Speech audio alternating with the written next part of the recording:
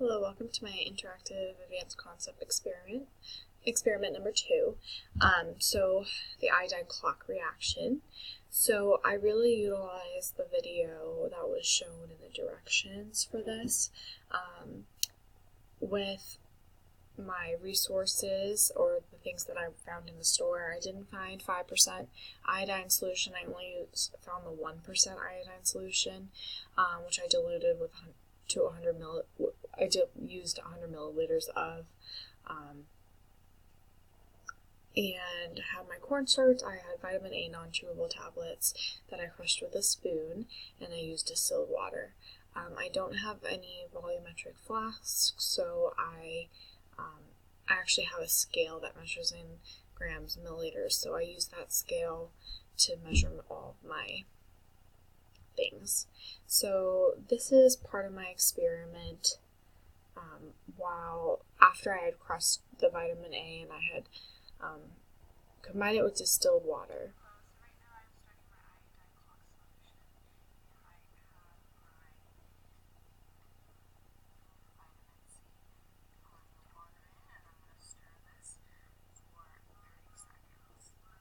As you can see, my filtration system wasn't the best. I do think that added a flaw to my experiment. I did not have a beaker or the funnel. I regret not getting that. I think I could have really utilized, and it would have made it a lot easier and efficient to strain both the cornstarch and the vitamin A, but I did find it to be decent. So I have videos. I wasn't able to email them to myself and upload them because they were so large. So for the second part of the experiment, I have this video that shows me adding the iodine to vitamin A mixture and distilled water and my cornstarch and distilled water mixture. I don't have any volumetric flasks, but I do have a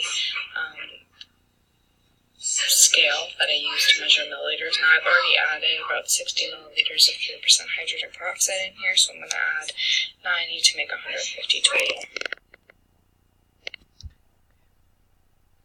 So now I have my iodine tincture that I'm going to add to my vitamin C mixture. And as you noticed, it disappeared, which is pretty cool. So after that part of the experiment, looking back and reflecting, I do realize that the iodine disappeared very quickly. So I think I could have either used more iodine or I had too much vitamin C in my solution. When it came to combine both the vitamin C solution and the cornstarch solution, I did not see any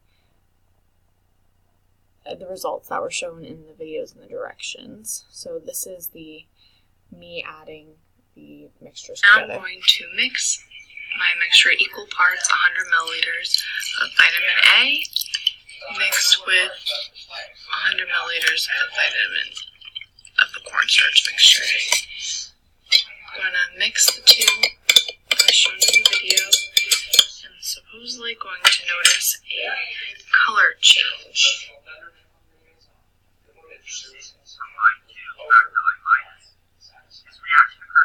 So I actually recorded this for 2 minutes.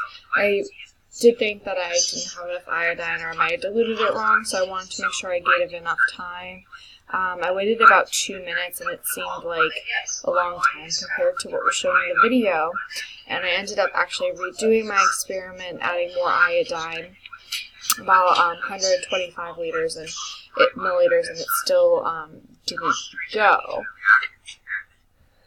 So what should have happened, so obviously I was successful in the first part of the experiment. I saw how the vitamin C, when the iodine was added to the vitamin C mixture, acts as a catalyst to make the mixture colorless, and broke it down into ions, iodide, and the hydrogen ions. For the second part of the experiment, I didn't see any results as evident by my mixture remaining colorless.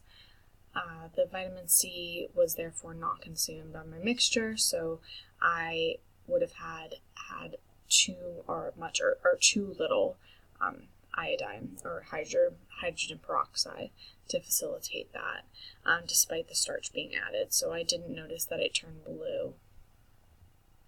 I think part of the reason why my experiment failed was that I did use a 1% iodine solution, so I think that the first time I may have used too little, so there was too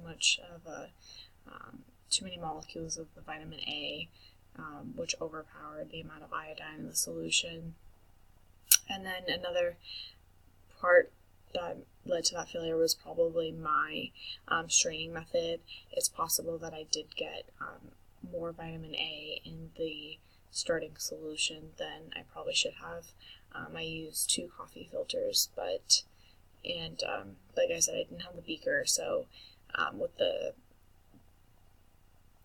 graduated cylinder thing, so it definitely showed in my experiment. So I'm fortunate that I didn't see the second part of the experiment turn out, but it was a cool concept to see how the molecules interact together to convert back and forth different colors, and how catalysts play a role in those reactions.